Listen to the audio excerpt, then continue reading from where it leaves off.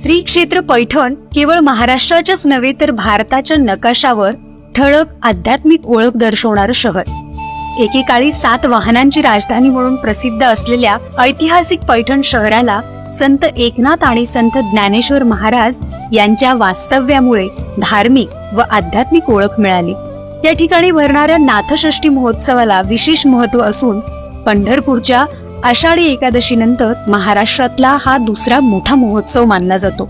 या महोत्सवाला केवळ राज्याच्याच नव्हे तर देशाच्या कानाकोपऱ्यातून वारकरी भाविक आणि दिंड्यात दाखल होत असतात.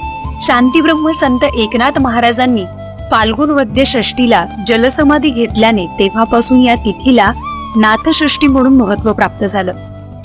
नाथांच्या हयातीत देखील जनार्दन स्वामींची जन्मतिथी म्हणून षष्टीला नाथ महाराज महत्त्व देत असत. जनार्दन स्वामींची जन्मतिथी, नाथांची जन्मतिथी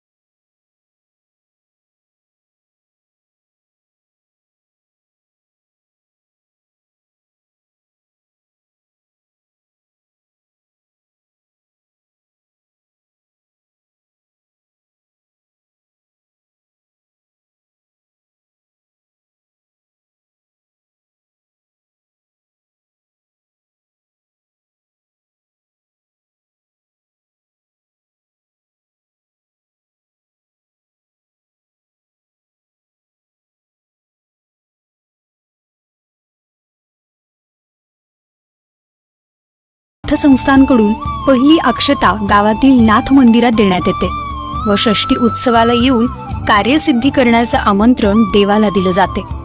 रात्री देव अभिषेकासाठी सज्ज झाल्यावर संस्थांचा मानाचा अभिषेक केला जातो.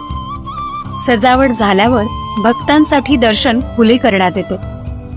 षष्ठीच्या दिवशी दुपारी नाथांची दिंडी गावातील नाथ मंदिरापासून बाहेरील नाथ मंदिरात येऊन या ठिकाणी वारकरी कीर्तन, नारदीय कीर्तन, महाआरती, पाद्यपूजा होते. दुसऱ्या दिवशी नाथांच्या पादुकांना अभिषेक करून गुरुमंत्राचा कार्यक्रम होतो. तिसऱ्या दिवशी अर्थात कालाष्टमीला सूर्यास्ताच्या वेळी दहीहंडी फोडून अभंगाने कार्यक्रमाची सांगता होते. काला झाल्यावर दुसऱ्या दिवशी लळित आणि महाआरतीच्या कार्यक्रमाने षष्ठी महोत्सवाची समाप्ती होते. अलीकडील काळामध्ये षष्ठी महोत्सवाने काट टाकली असून भाविकांसाठी आणि दिंड्यांसाठी